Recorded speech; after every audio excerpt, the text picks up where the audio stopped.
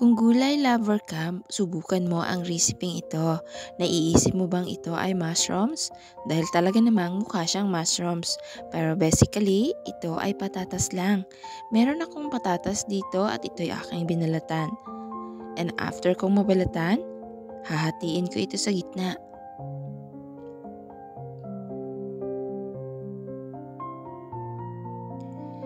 Ito'y aking lalagain for about 15 minutes o kaya hanggang maluto ang ating patatas.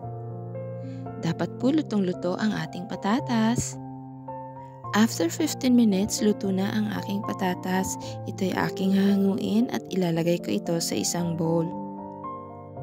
Imamash natin ito at gumamit ako dito ng masher. Pero kung wala kayong masher, pwede na kahit fork lang. Patuloy lang nating durugin hanggang magkaroon tayo ng pinong consistency ng ating patatas. Dapat po mainit pa ang ating patatas para mas madali siyang madurog. After kung madurog ang ating patatas, naglagay ako ng potato starch. Maglalagay tayo dito ng water at saka natin ito hahaluin gamit ang ating mga kamay.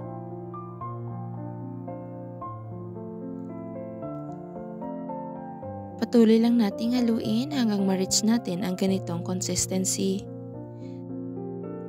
Kakailanganin natin dito ng empty bottle, dapat po iyong babasagin. At gumamit ako dito ng measuring spoon. Ang gamit kong size dito ay 1 tablespoon. Gagawa tayo ng shape na parang bola dito.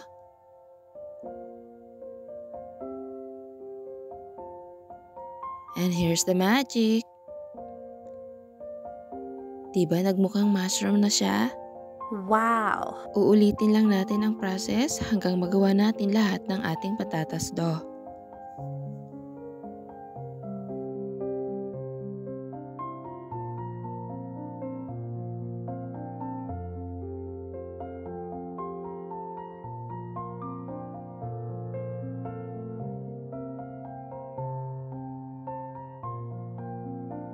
Pagkatapos nating i-shape na parang mushroom ang ating mga patatas, sa isang cooking pot maglalagay tayo ng tubig. Ito'y ating pakukuluin at pagka kumulo na, saka natin ilalagay ang ating mga patatas.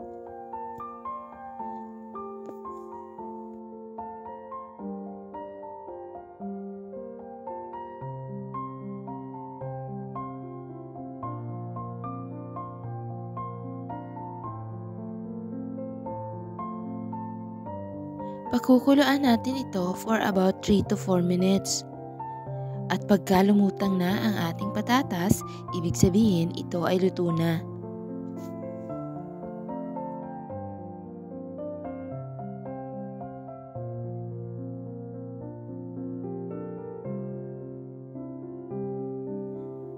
Hahanguin natin ito at maghahanda tayo dito ng isang malaking bowl. Sa isang malaking bowl, naglagay ako ng yelo. Maglalagay tayo dito ng tubig.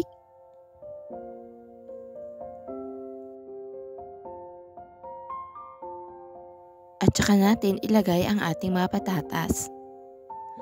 Ang purpose po nito para magiging chewy ang ating patatas.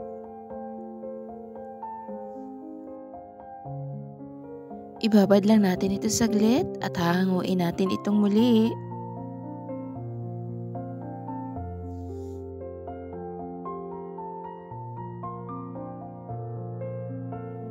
At this point, maglalagay na tayo ng seasoning. Meron akong chopped garlic, soy sauce, at maglalagay ako dito ng konting asukal. Naglagay ako dito ng chili powder, at saka spring onions. Gagamit tayo dito ng olive oil o kaya kahit anong cooking oil ang meron kayo. Ito ay ating paiinitin. At pagka mainit na, saka natin ito ilagay sa ating patatas. Hahaluin lang natin ito hanggang lahat ng ingredients ay mag-combine.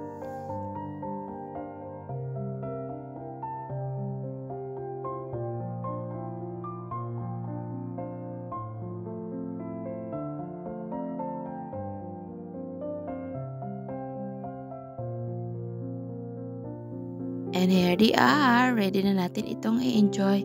Thank you for watching everyone. Sana nagustuhan nyo ang recipe ito. At kung bago kayo sa aking channel, palambing naman ng subscribe dyan. Until my next video, bye for now.